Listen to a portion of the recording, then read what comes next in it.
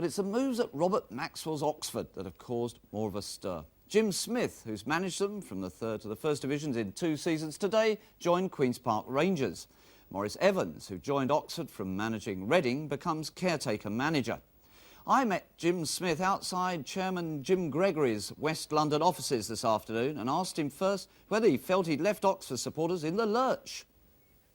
When you make these decisions, they're the people you feel sorry for, the players and the fans, and obviously the working staff at the club. I mean, these are the worst moments, really, and the fans have been magnificent to me, but I know they understand why I've gone, and all I can wish them is every further success, should I say, and I'm sure they'll wish that me.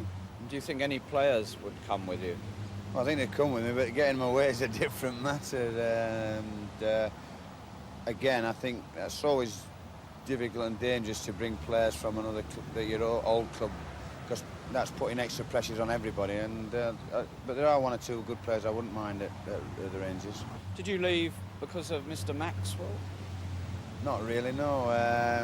I had problems with my contracts, and I felt maybe this time was right to move.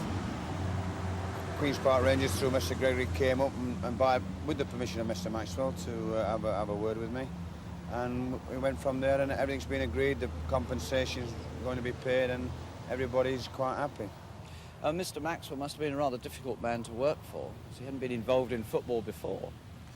I wouldn't say difficult, interesting, but there were times when I felt he was as good as chairman you could get, and then there were other times when his lack of experience as a chairman maybe let him down at times.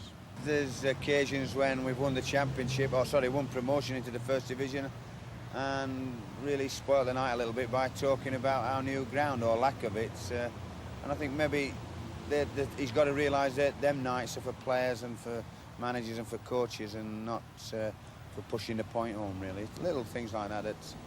But I'm sure he's a quick learner, obviously, and I think he will become a very good chairman. Quick learner indeed. Oxford will receive £50,000 from Queen's Park Rangers because Jim Smith still had a year left of his contract to run. Robert Maxwell told us that he was sorry to see Jim go and added, but it's a free country and Oxford weren't prepared to pay what they couldn't afford in order to keep him. Jeremy. Thanks, Michael. Well, today the National